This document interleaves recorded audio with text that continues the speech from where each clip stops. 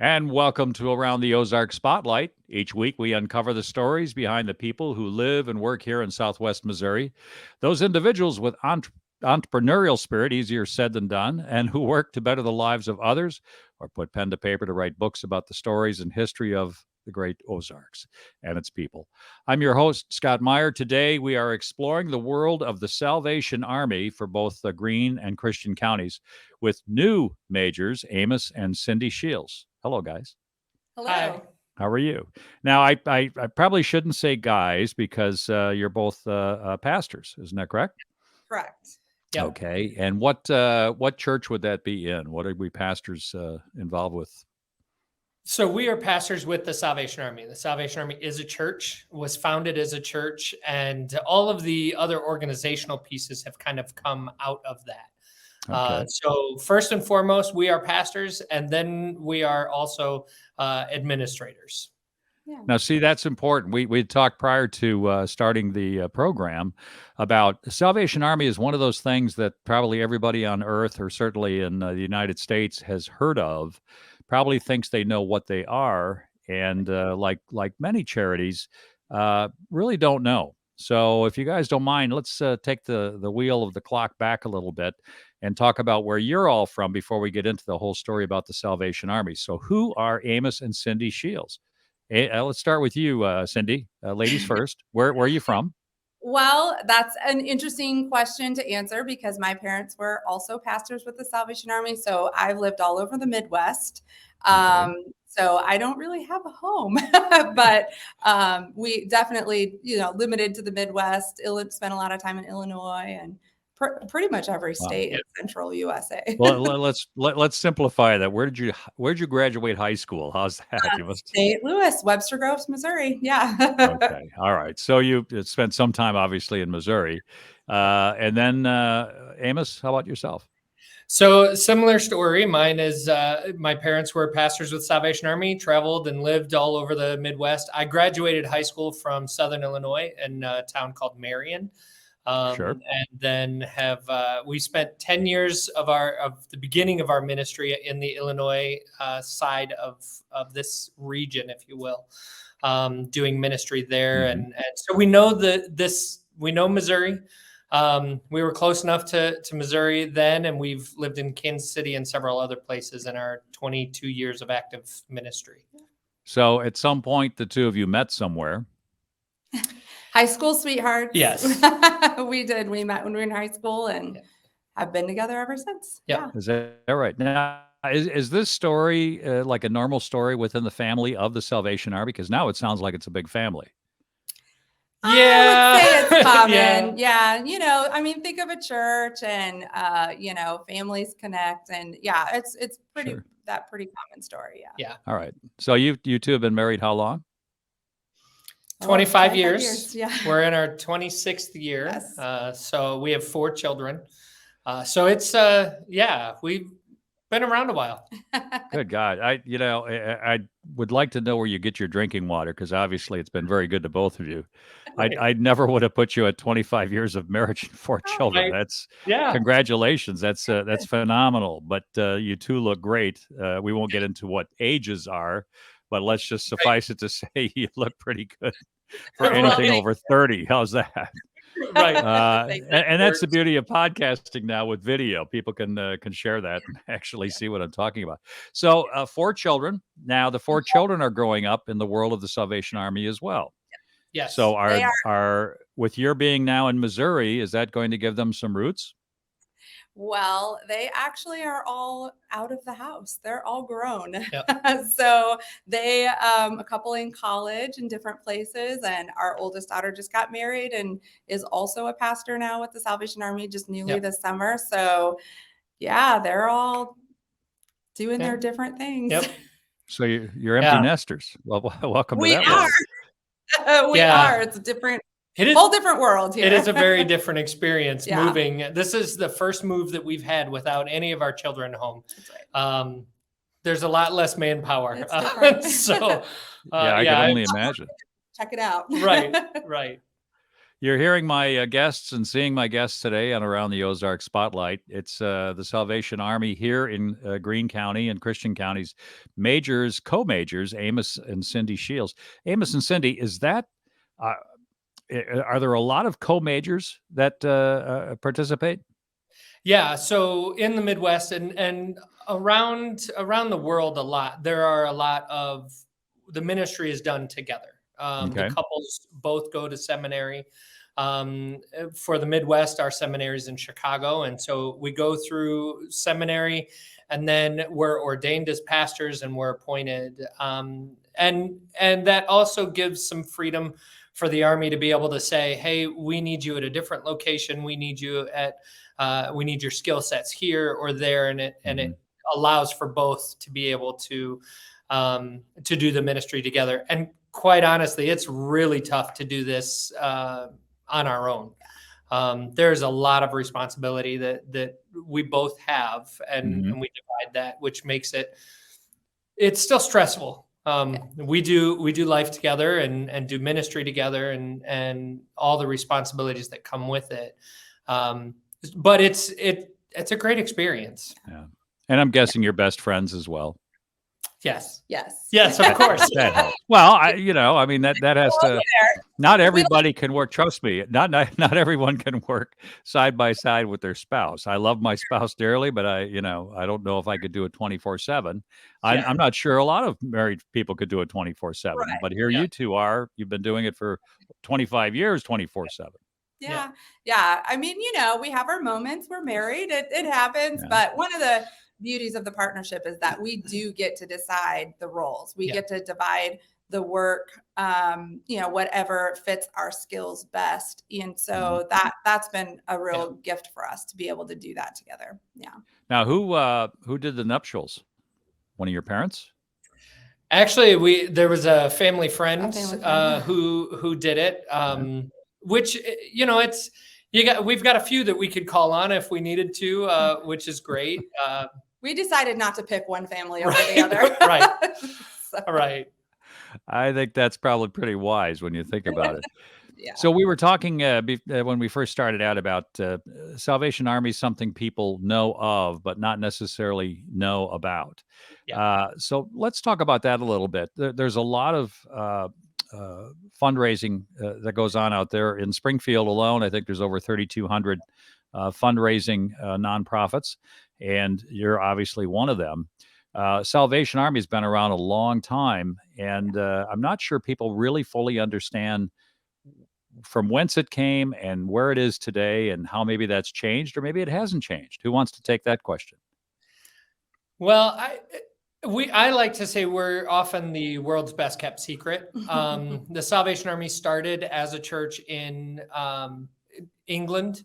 Our founder was a Methodist preacher that went out and shared the gospel with individuals wherever they were, and never really intended on starting a church. However, it just kind of happened, and individuals wanted to hear the message, and so that's kind of gone. We're in over 130 different countries around the world.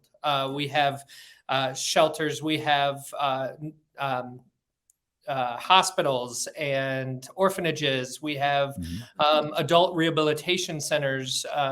There are a lot of different things, all as well as a church, social service support that we offer throughout our areas. So there's a lot of information about the Salvation Army. Yeah, the mission of the Salvation Army is to preach the gospel and to meet human needs in Jesus' name. So we definitely are faith-based, but that the idea of meeting human needs wherever we are means it's going to look different in every community, in every country. It's carried out differently because what the needs are different. So we are able to adapt, and so services look somewhat different. Across the U.S., it looks pretty similar. You're going to find our social services, rent assistance, financial assistance, keeping families in their homes, recovery.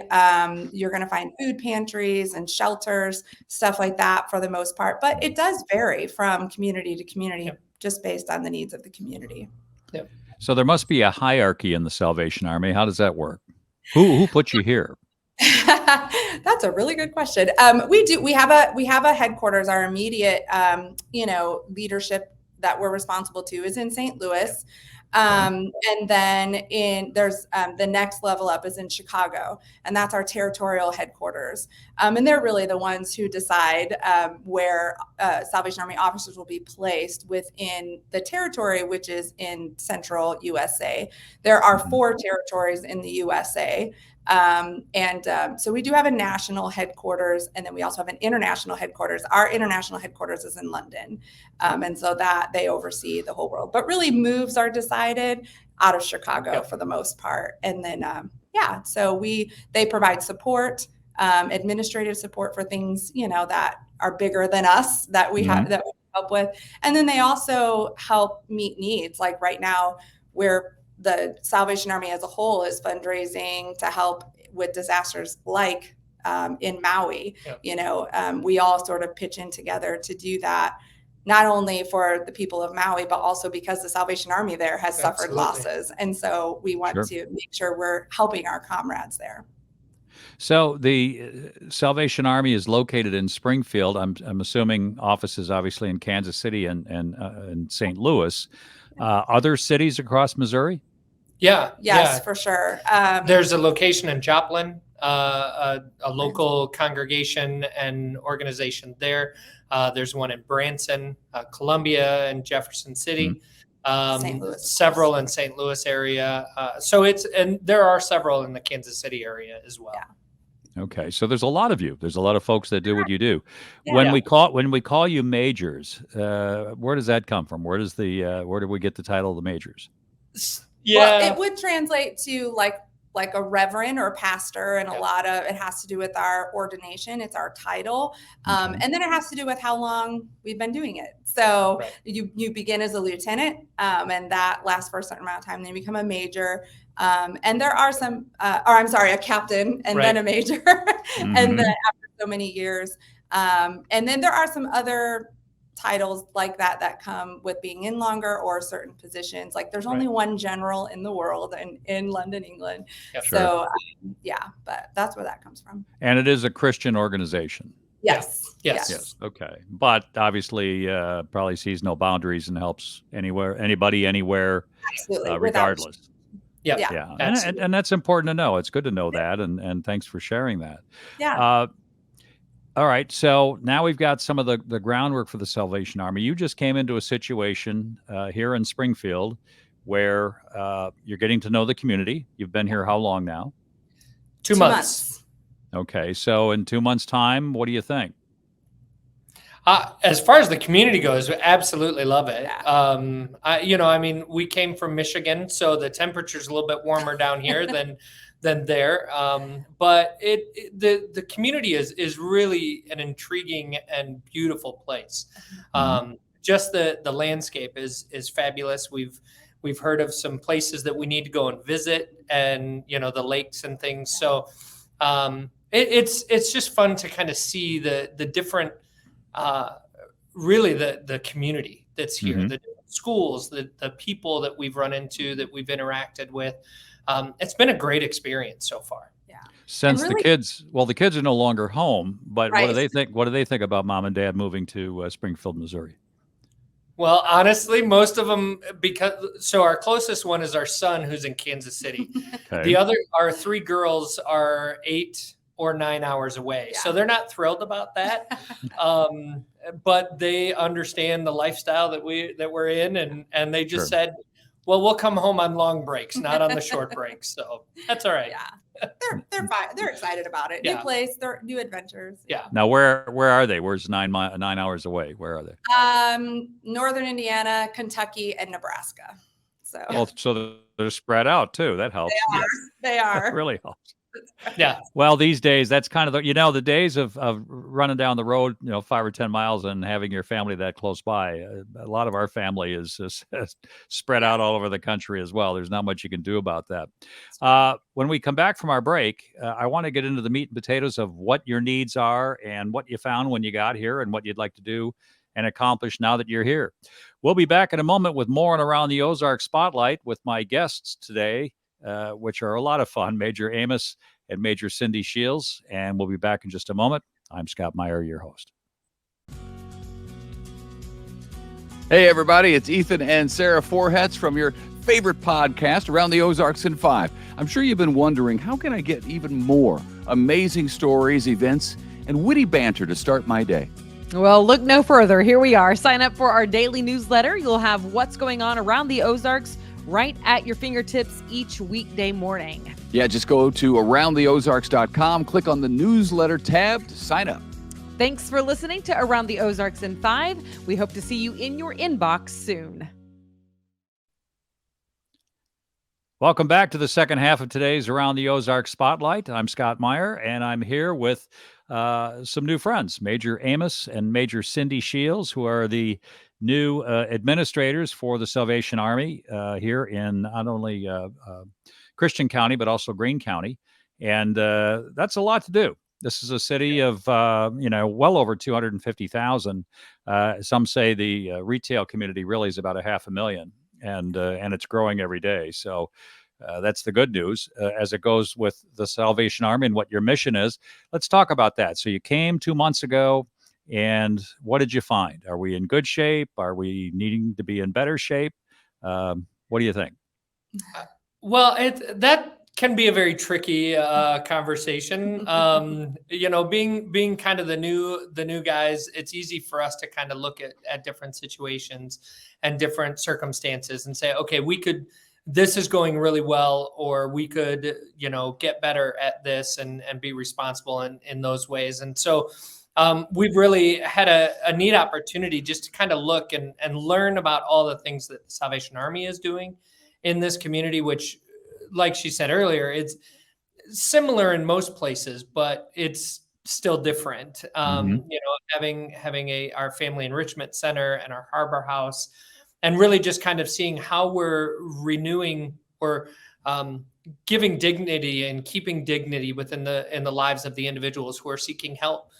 Just because they're at a point where they need help does not mean that they should not be treated like human beings with dignity and respect. Mm-hmm.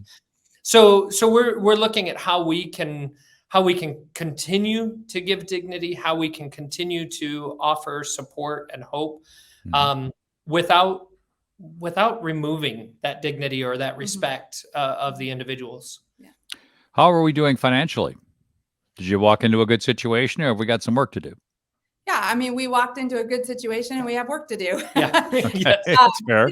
One of the things about Springfield that's pretty similar to, I think, other communities that we've been in and that we know about is people are struggling. Yeah. The economy is really challenging right now. It's hard to find affordable housing. Cost of food and other things is rising. And,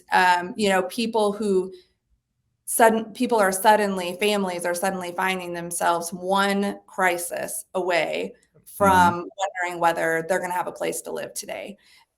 So yes, we have good resources. People are very generous to the Salvation Army here.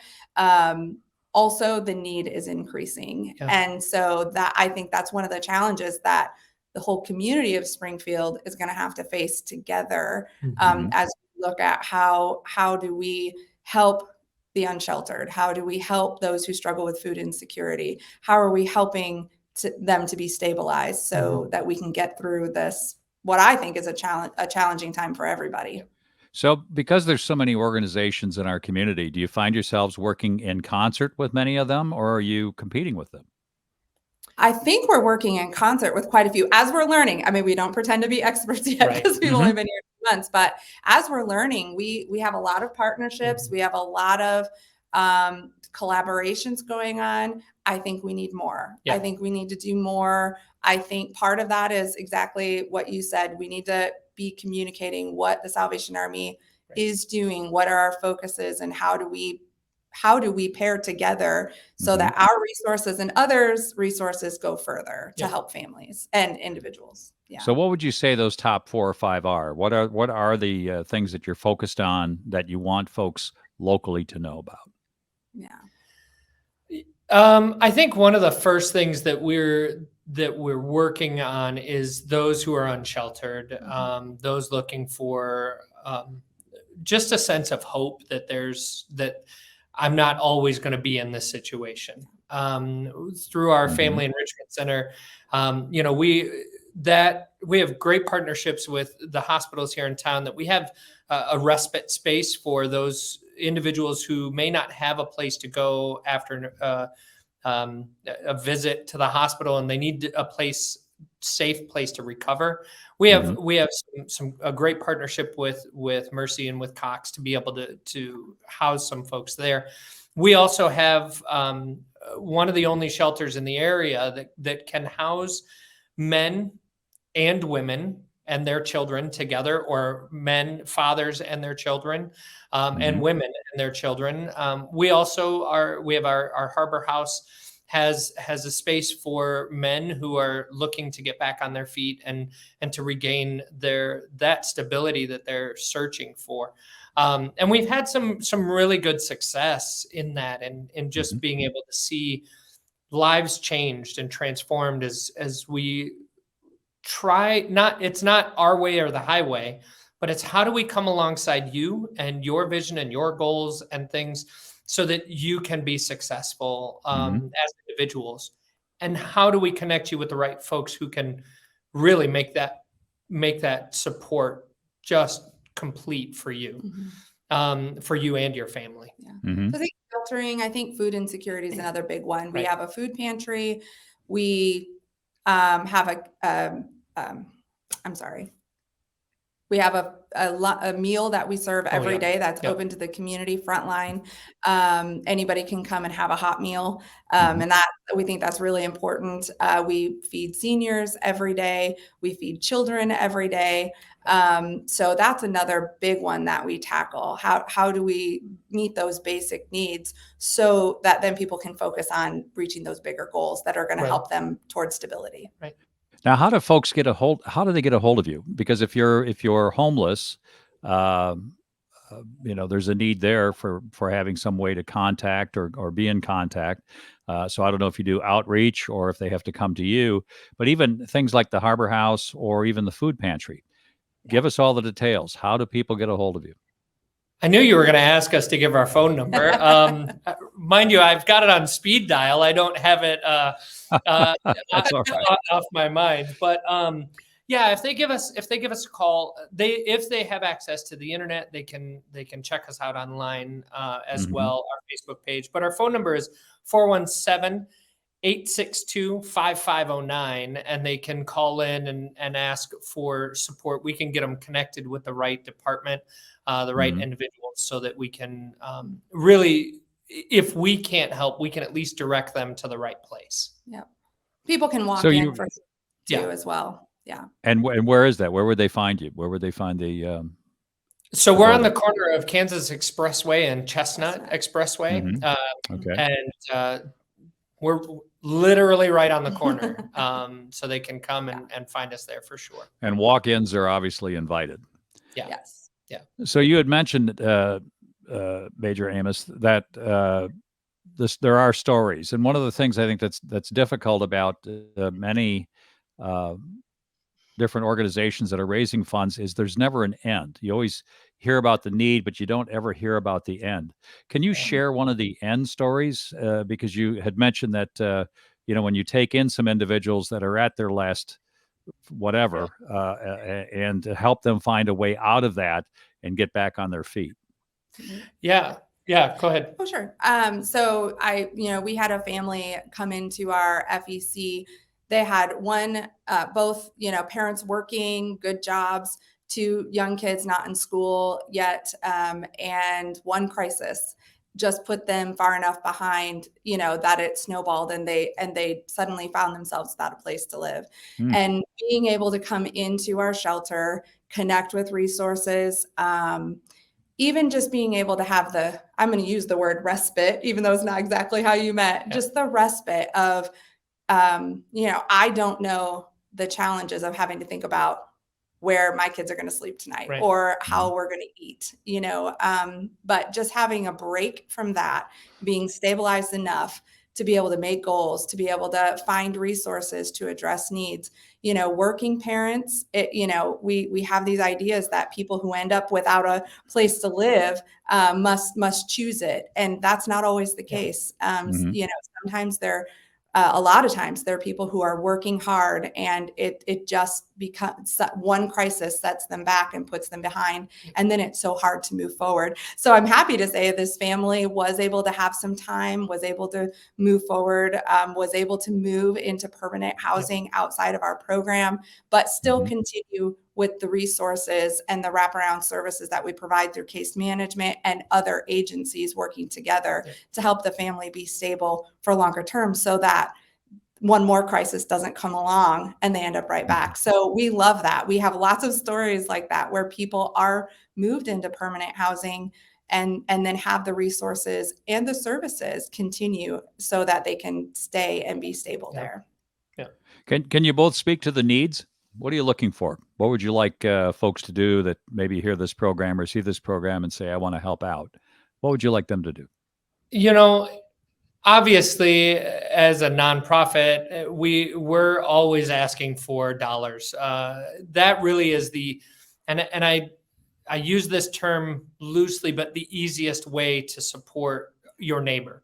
If anyone is looking to donate items and things like that, we do have a thrift store, which really can become a resource for families, those who are in our shelters or in our Harbor House or our Family Enrichment Center.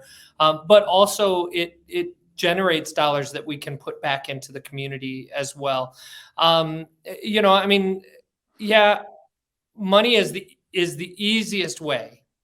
Donations are the easiest way really to meet as many needs as possible, where we can reallocate toward, if whether it's rent or utilities or things like that. And it just gives us that freedom to be the hands and feet of this community, which we really want to be. And it's amazing because we see individuals every day in the community, whether I'm wearing my uniform here at our building but if I'm out getting groceries for my own family, there are people that we see every day that have received help from the Salvation Army or other agencies that we may not know it, but the support that the community gives to us, it keeps them in a stable moment, keeps them on that stable footing. I think time is the other piece. Yeah. Time. We have lots of volunteer opportunities. Yep. Can you give an hour or two to serve a meal, or answer a phone? Right. Those things also translate into dollars, but we can't do what we do without volunteers. And our food pantry, like so many of our services, are provided with the help and support of volunteers. Yeah. So that time and money. Right. We probably would be remiss if we didn't encourage volunteers for our upcoming bell ringing season, Yes, for sure. which is Our huge. major I mean, it is our major fundraising time. Sure. November, December, and we do hire some employees, but with that, we also have to take into consideration our net income versus our gross income, and volunteers help us to be able to put more of that money received back into the community, and it's important. So if there are groups or people that are looking to fill some time during the November and December timeframe, give us a call and visit our website. You'll be able to see some of the opportunities and locations that are out there throughout Springfield. I would guess being a bell ringer let you go home at night and feel pretty good about your place in the world. Yeah. And really, it is. I do it every year, and because honestly, I want to make sure that I'm staying real and understanding of what the work is. Standing on your feet for some time, ringing a bell, talking to people as they're coming in and out of stores. It can be a lot of fun, especially for all the extroverts out there. Come on out; it is a great opportunity. Introverts have a little bit more stress with it, but. Bring an extroverted friend. Right. Bring an extroverted friend for sure. But you're right. You can say, you know what, I gave 3 or 4 hours. It may not seem like a lot, but it really has a huge impact on our budget, but really more than that, on our ability to give back to the community. Is there a motto before we wrap up here that the Salvation Army has? Is there something Well- that just surmises everything that the Salvation Army is all about? It's not the most current one, but let me say one Mhm. of my favorite all time is heart to God, hand to man. Yeah.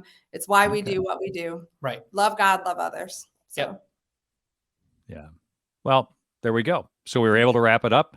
I wish we had more time. I hope you two will come back, especially after you've been in your positions now for a while. Maybe after the bell ringing season, we can take Absolutely. a look at how we did, right? Yeah. And let's Yeah. hope we do Absolutely. well. All right. Any last words before we wrap?